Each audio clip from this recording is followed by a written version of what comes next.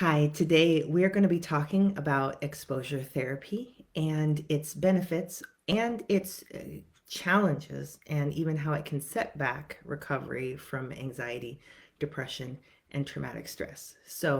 This is a really nuanced issue, and I had a therapist ask me to talk about this online, and so I wanted to do that. And so, because it's a real thing out there, and there are some, if this is done well, you will get a really big win from it. And if it's not done well, this really can re-traumatize you, set you back. And I want you to know the difference. And if you're a therapist, I want to give you some things to think about and explore for yourself and in your process and your practice, to see, just to help you figure out how to get your clients better and better results. So, my name is Rachel McLeod. I'm a mental health therapist and emotional wellness coach. I specialize in helping people do the brain work for resolving symptoms of anxiety, depression, and traumatic stress. And the brain has a beautiful process for this that it gets stopped and blocked. And so that's going to be really important for today's conversation. Just in the healing of anxiety, depression, and traumatic stress, we want this process up and running. This is vital to whether or not we get lasting change in healing, or if we stay stuck, or if we're re traumatizing, or if our life is becoming more and more burdened with symptoms. And so, when we are, this process is strongly the brain's ability to process and work through symptoms. I wanted to say something else here. I think I want to backtrack a little bit. Um, this process is going, it's like if we can get past the gatekeeper here, if we can get this process open, all these things get to go up. And this is how we help this is your brain's process for learning, for making change, for updating, for remapping things, for stopping and breaking negative associations and making things accurate.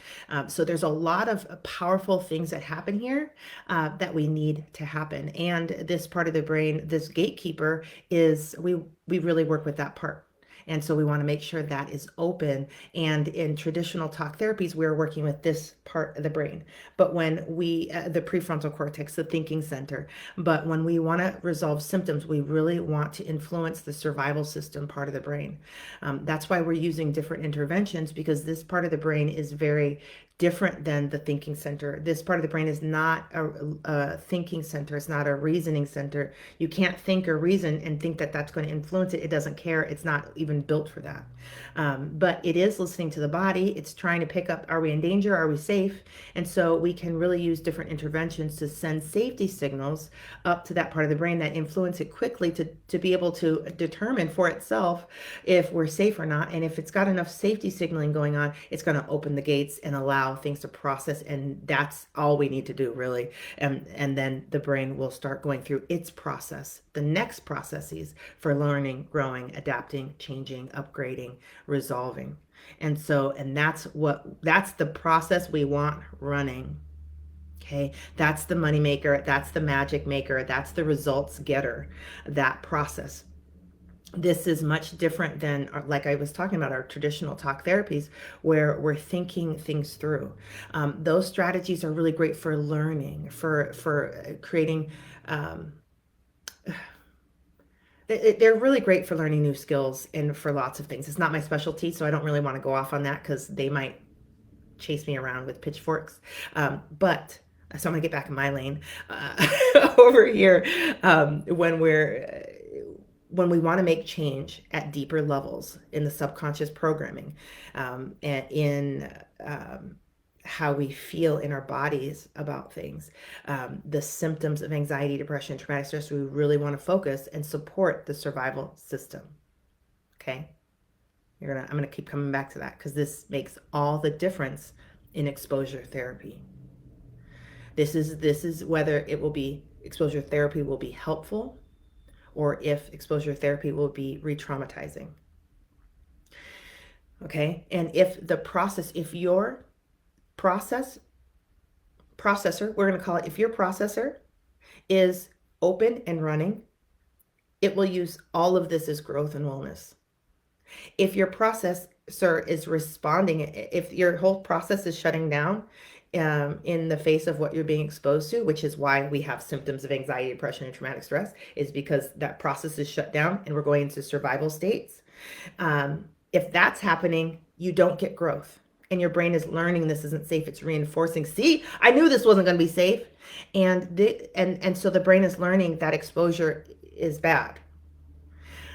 Okay, I'm going to just set that aside for a moment, because one of the other things that we need here to understand is that when we're trying to resolve triggers, when we're trying to resolve the people, places, and things that our brain has learned are not safe, our goal is we want to be able to determine safety accurately. So our brain actually needs to process all this data. That's the processor. We need that processor open so that it can go through its process of becoming accurate about what's safe and what's not safe. So it's going to say, oh, this is safe, this isn't safe, but it's safe here, but not there. It's going to get very nuanced. This is not safe, this is safe. And it's going to start recreating new relationships with these things based on whether it's safe or not. This is the entire treatment of anxiety, depression, and traumatic stress, is getting the brain to decide for you if something's safe or not safe, and getting it to change to become accurate. That's what we're doing. Now, brains have a hard time with this, so brains are acting like things are dangerous that aren't dangerous. Or they're acting like things are safe, but they're actually dangerous. They're not accurate here. And it's hard to navigate life well when your brain is sending you mixed signals. That's what anxiety, depression, and traumatic stress are about. We want to correct this. So what we're really doing is we want to walk the brain through its process for becoming accurate. We want to walk the brain through its process of learning what's really going on, not just reacting to what's going on, but understanding what's going on, processing what's going on, analyzing what's going on. And this stuff happens at lightning speed. These are electrical processes. So we want it to understand these things, and then it's going to naturally shift the brain to make corrections in your wiring. This is how we're starting to rewire, and how our brain is starting to create accurate, healthy ways of responding to all these things we're reacting to. And so we're going to see our behaviors shift and change and become awesome in these spaces with these things, especially if it's not safe. Your brain's going to instantly be like, oh, I thought that was really dangerous. I thought we were going to die. Oh, we're not. Right? We want that shift. Oh, we need to rewire this thing. We're spending too much energy thinking we're going to die over here. And they go and they do that for you. That is your brain's job. I want your brain doing its job a lot, and that job is dependent upon this process, the processor being open and moving. It's dependent upon your survival system allowing the information to come up instead of the survival system clamping down and reacting, right? It's very serious about keeping you safe. And if it's very dramatic in there. We're either living or we're dying, and if we're safe, it means we're living. If it's not safe, it means we're dying. If there's pain, that means we're dying, right? It's not a logic and reasoning center, right? So we're not going to expect it to let the whole mind-body system process function optimally if it thinks we're dying. It specializes in our survival. It's for real. And by the time we have these disorders, it is overactive and it's responding inaccurately. We need to correct that. And we can find where it is it's not accurate. It's reacting with survival states when it should be relaxing and being calm and responding. We're responding with a whole brain state. We can find those places. And if we can find those places, then we can work to support the survival system to allow processing, and we can get that through the processor, and the brain will make shifts immediately, and you can actually see yourself respond well in real time with just a little bit of support. And this is a wild thing. Sometimes the corrections take a little while because the brain actually needs to do some pretty complex work. And sometimes the shifts that your brain will make are like one moment here, I'm at a 10, now I'm at a 3. It's just literally in 30 seconds, you'll see that shift. And personally, I've been doing this work a long time. I never know which one's going to be what. I'm waiting for the brain to say, I need more support because this is more complex.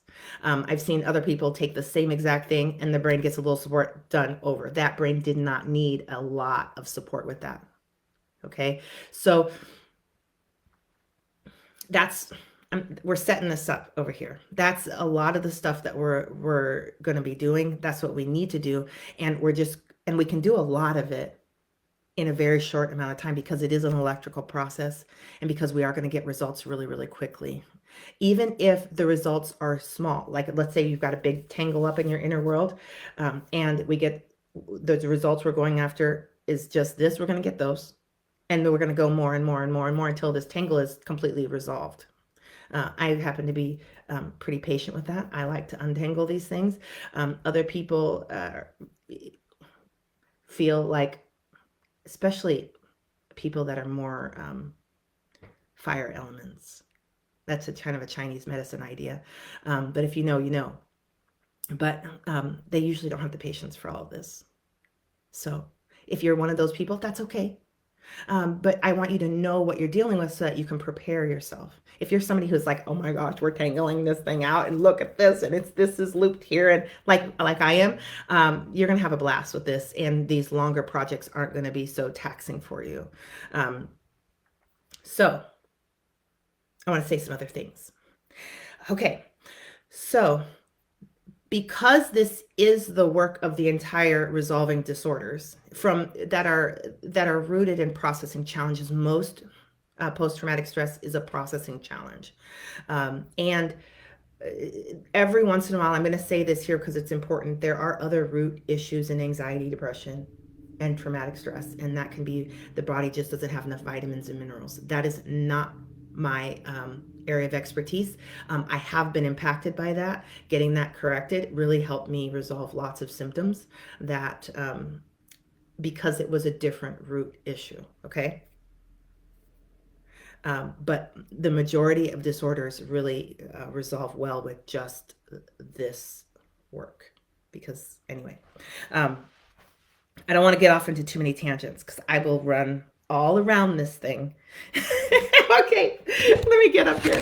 Okay, so the purpose of exposure therapy is to reduce anxiety and fear around the things that we have, our brain has, our mind body system, brain has determined as not safe. And exposure therapy wants to help the brain make that correction. And so it wants to expose you in a safe way to the thing you're afraid of so that you can learn to build a new relationship with it. Okay? Now, I am somebody who has had severe phobias, and this idea is terrible to me. I hate this idea. I have middle fingers for this idea. And I have also resolved phobias using this process. It was exposure therapy. I did my own exposure therapy. This is one of the things I'm teaching people to do. It really does boil down to exposure therapy. Now, I have big feelings about it because it doesn't often get done well. And because exposure therapy is asking you to be able to process something that your brain might not be able to process.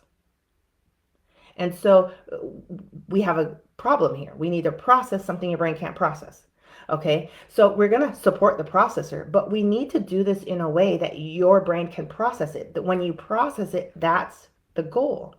That's the win. That's where the transformation takes place, is the actual processing. Now, but with people that already have disorders of anxiety, depression, traumatic stress, this processor is not processing at the speed it needs to be processing effectively, and there's just areas it's not processing. Okay, so we're getting in there doing exposure therapy, and then so we're being confronted with these things we are absolutely terrified about. So you've got your mind body system acting like you're going to die. So you're sweating, your heart's racing, you're cringing, you're pulling back, you're probably dissociating, all these things. All of that material has to get processed. This is like, when I was typing this up, I wrote exposure therapy. And I was like, oh, that's not right. And I was like, Freudian slip. That's what's happening here. We are creating an explosion in the inner world. I believe this. You don't get health by harming. You don't create function by doing dysfunctional things.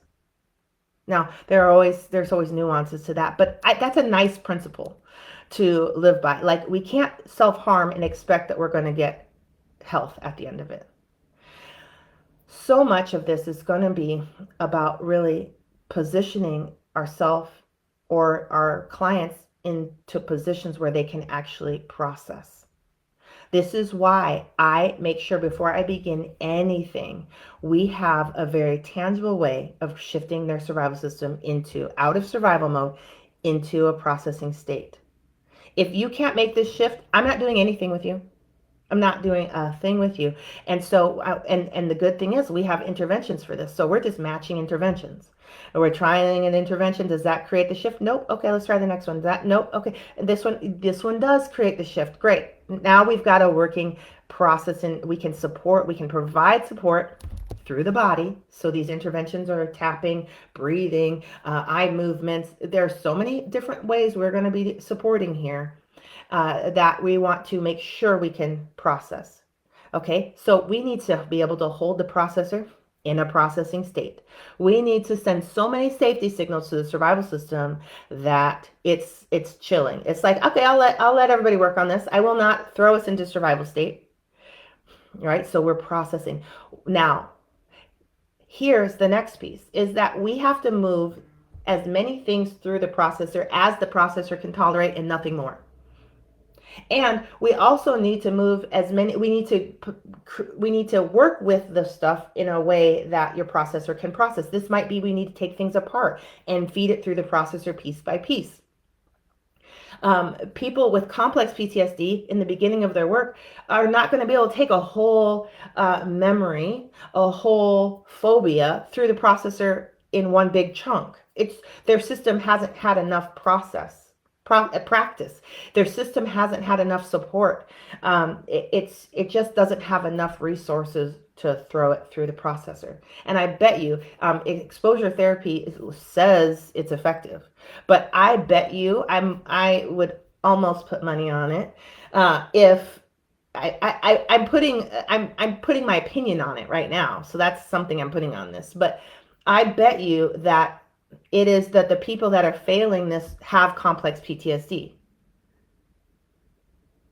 And so that exposure therapy and complex PTSD are not really fabulous friends without sufficient support to the survival system. People that had healthy, non-traumatic childhoods have received a lot of safety signaling. Their brain has been able to do a ton of work in their inner world before they even got here to this thing. So their brain can do things. When people have complex PTSD, especially beginning in early childhood, that developmental time, the brain was focused and fixated on surviving. And so it was not building stuff for health and wellness. So then we get to be adults. We're supposed to be able to do all the things we can't. We're specialists at surviving. And now we want to go do some exposure therapy. Now, I haven't been checking in with exposure therapy. So I don't know if they've made any updates. But I'm going to say this very clearly, that if you're going to do exposure therapy and you're not supporting your survival system, I don't think this is going to work. I think it's going to be terrible. I think this is awful and cruel and unusual punishment. And so off the gate, if you've got anxiety, depression, traumatic stress, and you choose to do exposure therapy, and they're not providing some sort of somatic support to support your survival system, don't take your intervention with you. That's why I offer 3 of my favorite interventions. They work with about 98% of people, and they really help create that shift. Grab one of those, take it with you to your exposure therapy clinic sessions, your sessions. If you're doing talk therapy with somebody, because that's the only therapist you can find that works with anxiety, depression, traumatic stress, take your interventions with you. You can support your survival system while you do your talk therapy, because just because you're talking about it does not mean you're healing. If your survival system is not on board with this, your mind body system's process for taking and rewiring and healing is not available. It's not going to work. You're going to have to talk, talk, talk, talk, talk, talk, talk. And you're going to feel like you're re-traumatizing yourself and you're making it worse and you're more reactive. Yes. Because basically what you're doing in exposure therapy is like, I want to draw this. I've decided. Okay.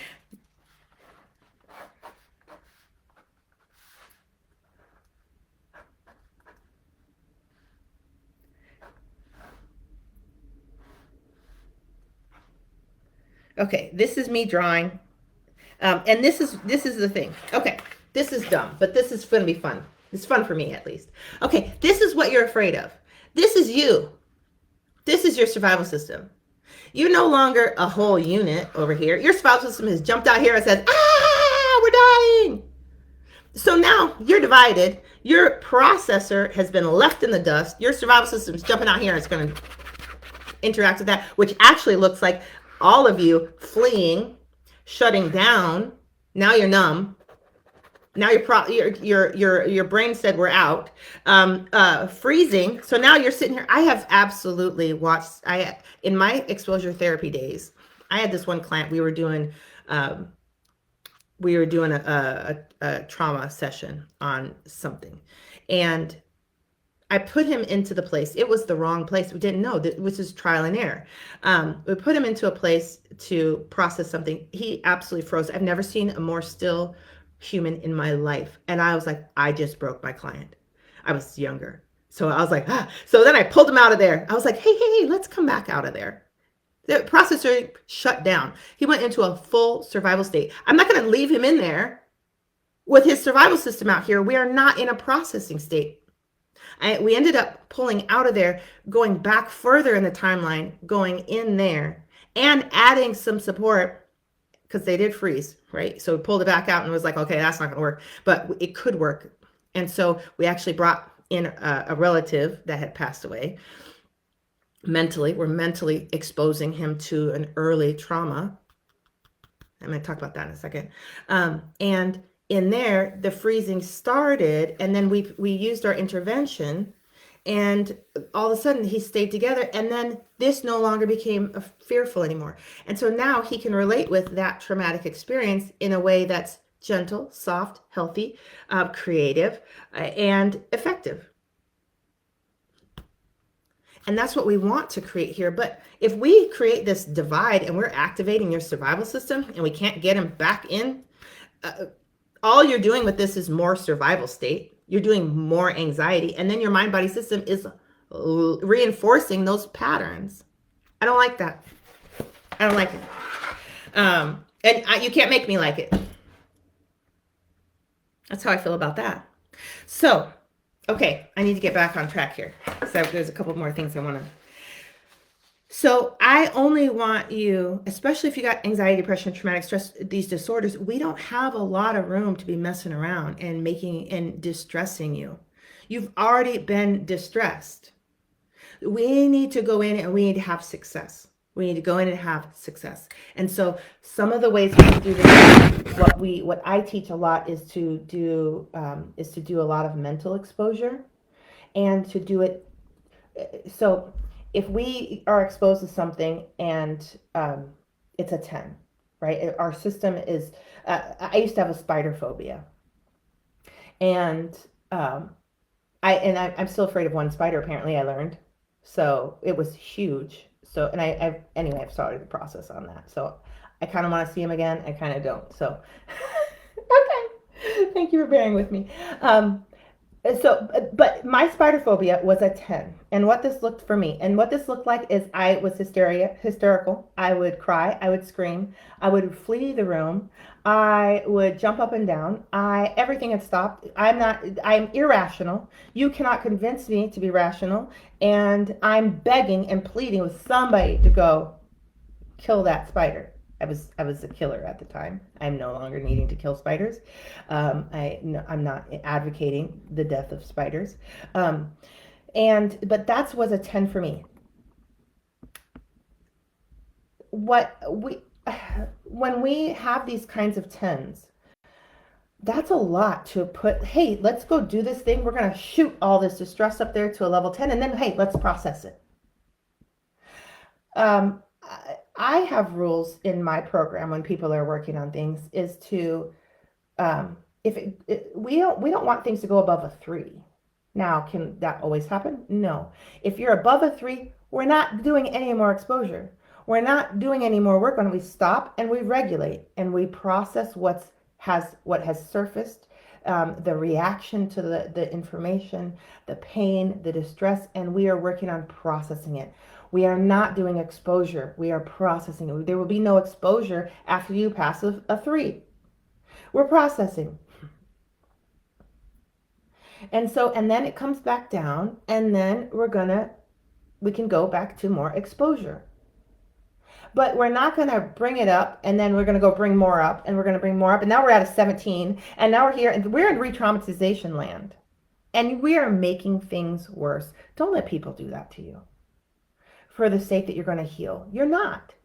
Your survival system is learning. Like, there are some traumas that are here because you actually couldn't get away from something that you needed to get away from. And now we're going to do that for the sake of healing. That's not how it works. As a matter of fact, letting people get away from it is also helping them build the capacity and self-trust. Like, I can get away if I need to. That's important. We don't want people, and also the idea that I don't have to heal this today is important. That helps us get out of scarcity, desperation mode, and you don't have to heal this today. And this idea that if I don't heal it today, I'm failing, absolutely not. Your system might need more supports and other supports, and we can do that. We don't need to go take yourself to the thing you're afraid of. And I recently had somebody who needed to do something they were afraid of. They needed to fly. And we worked on it in advance. We worked on it because they were really going to do it. And they went, and that set them back quite a bit. They had so much distress. And it's not, when their processor is processing, it's not necessarily a setback that has to be bad. It's just that you're going to watch a setback in your function. If you're processing, it's not causing permanent damage. It just needs to be processed. But if we can't process, we are causing permanent damage. And then also you have to leave the situation and then go live your life in a dysregulated state. So now you're snapping at your relatives, you're hurting your children. I mean, this is causing ripple effects that are not beneficial. So we don't want to take those risks like that. We can do this very small, right? And really, and what I did with my spider phobia is one day I was like, this is ridiculous. So I started using my EFT on it. That's the only intervention I had at the time. I also I didn't use words because I'm not a wordy. So even though I can run my mouth with the best of them, when I'm in my inner world, I'm not usually talking. I'm observing, I'm feeling, I'm listening, I'm hearing, I'm sensing. So I'm more into sensing than talking. But I'm over here and I'm thinking about not the whole spider, because I can't, because if I do, I'm passing out. My brain is going, I'm going to not be conscious anymore. I'm going to do something hysterical. So I remember thinking about, I don't remember what my first ones were. That's probably because all I did was tap. I didn't think. And the next thing, but I remember being conscious and setting up my exercises, that I remember watching their legs move, and then I'd be like, the heebie-jeebies. Those are important. You want to find the heebie-jeebies and get them processed. That is so much sensory data, right? So doing that, finding the heebie-jeebies, and then watching them move their entire body, working through that. Now I like to watch those little guys, except for that big one. That one, I have work to do there. But most of my little guys, I took a shower with one the other day. They will be removed. I'm removing spiders from my space, but my system is pretty calm with them. And that's what we want. We want your system to create a new way of being that's not hysterical, shut down, dissociated. And your system can. And we will be using exposure therapy. We're just going to do tiny doses. We're going to match the dose your system can process. And we're going to do this by trial and error. And I always start super small, especially because it's fun. It's like little popcorns of processing. It's like little snackings. Oh, look at us. We're just playing around here, not doing anything big, but we're winning. And the brain is starting to be like, oh, that's different. And the rewiring is already beginning. Sometimes that little bit of support can create massive effects. I was doing that with one client one time, and we had a session, came back 4 days later, and they said that their morning depression stopped. They woke up and they had energy for the first time in years. And we were just playing. I've had that all the time. Oh, someone come back and be like, oh, my inner critic is nice. What's up with that? Or I started saying no. These big behavioral shifts beginning just with this little stuff. That's why we don't want to underestimate the power of processing. And all the little stuff matters. So what? You can't do the big stuff. So what? You can't walk into a room with 3 spiders in it. So what? What can we do? Let's win where we can win. You have a dysfunction. That's anything we get processed. It's a processing malfunction. Anything we get processed is a huge win. Your brain is going to be doing all sorts of awesome things, showing off for you, even with just the little stuff. So it's really, really okay. Now I'm going to say a couple more things here. And so, but with my big problem with most interventions, cognitive behavioral therapy, dialectic behavioral therapy, is that these interventions don't come with nervous system support. They don't come with processing support. If they were to, they'd be phenomenal. We'd be getting phenomenal results. If people were just to take in their little tapping or their breathing interventions along with the skills taught in these interventions, we would be getting massive results. And these are both types of exposure therapy. Cognitive behavioral therapy is you're exposing yourself to your thoughts. That's scary to many people. And we do want you to have a great relationship with your thoughts. That's one of the things we're after. And so we need to understand that just because we want that doesn't mean your survival system is going to allow it. And so we need to support your survival system so that it will allow you to be with your thoughts and be in a processing state so that your thoughts are getting processed and your brain is rewiring them, making your thoughts more and more effective and accurate and helpful. We don't need thousands of thoughts per second. Thank you, brain. Did you know that? No, it didn't know that because it's not processing what's actually happening. Let's get the processor open, and all of a sudden it's like, ooh, that's a lot of thoughts. Oh, most of these aren't necessary. It will make the shift for you. As a matter of fact, your relationship with your brain can even be as small as, hey, I don't like that. And all of a sudden your brain is receiving that information while you're using an intervention. And next thing you know, things begin to shift. Now that's not usually how it works in the beginning with complex PTSD. The brain isn't practiced as many of this working together well like that, and being able to slide things into place. I am going to say something about that. The more we work, the more decluttered your inner world is. There's not as much unresolved material in there. And so things slide into place faster. The brain really understands that this is a negative association. I needed that word. My brain didn't want the word. This is a negative association. This is the wrong association. We need to switch it, and it'll go and slide a new association and be like, yeah, that's better. You'll feel like that's better. It will feel like that's better. And it's rewired. And so, and then you'll practice it unconsciously or consciously later to reinforce that new association. There's a lot going on here. And we want the whole mind body system at work here. And there's a lot that we need to rebuild and desensitize to get this win for you, to help you live well. You know, not that exaggerated startle response. We want your system to resolve that. We want it to not be primed for danger or violence or shame or rejection, right? We want to process that out there so that you're calm and you're grounded and you're responding to life instead of reacting and on edge and that hypervigilance.